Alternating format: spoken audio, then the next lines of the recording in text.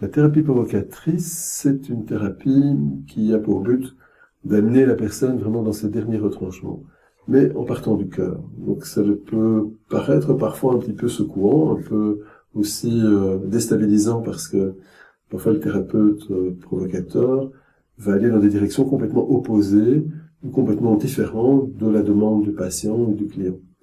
Donc ça peut étonner, mais souvent ça va provoquer des réactions qui vont amener une certaine énergie, une certaine dynamique dans la relation avec le thérapeute ou avec le coach, qui va permettre surtout de mettre l'accent là où va l'énergie de la personne, donc là où elle va réagir le plus. Et en fonction de ça, ça permet de déceler les réels problèmes qui se cachent souvent derrière des façades d'apparence ou de certains masques de convenance.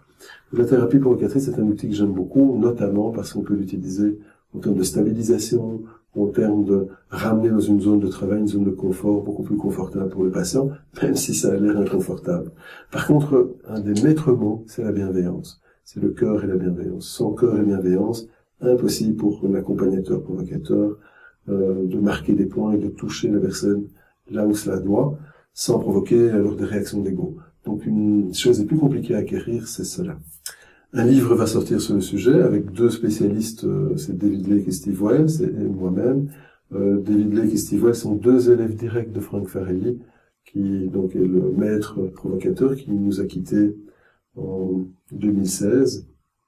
Et Frank Farrelly avait complètement révolutionné la thérapie parce qu'il disait mais je m'ennuie quoi. Il s'ennuyait avec certaines sessions, ça n'avançait pas, ça tournait en boucle.